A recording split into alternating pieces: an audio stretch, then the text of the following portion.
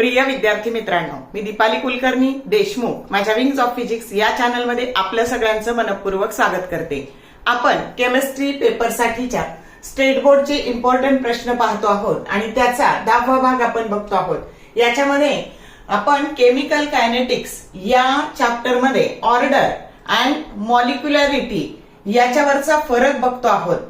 तर आता पहिला फरक काय आहे, तर ऑर्डर ही काय, it is experimentally determine property आणि मॉलिक्युलॅरिटी काय आहे, तर इट इज थेरॉटिकल एंटिटी।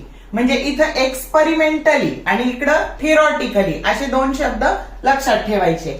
त्याच्यानंतर ही ऑर्डरची डेफिनेशन आहे की ऑर्डर काय आहे, तर it is the sum of the powers of the concentration terms of reactants those appear in the rate of reaction। आलं लक्षात। तर ही डेफिनेशन आहे ऑर्डरची।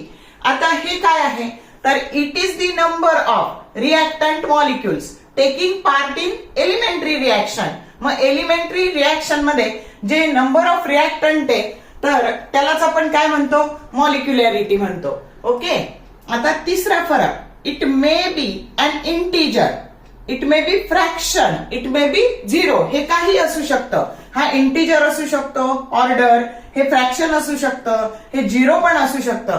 पण मॉलिक्युलॅरिटी हा फक्त इंटीजर आहे, it is a whole number. आलं का लक्षात, इट इज अन इंटीजर।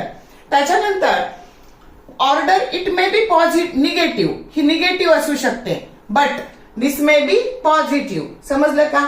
आणि order it is applicable for both elementary and complex reaction, हे दोन्हीसाठी ऍप्लिकेबल होतं, हे मात्र फक्त एलिमेंटरी रिएक्शन साठी ऍप्लिकेबल होतं। समजलं का।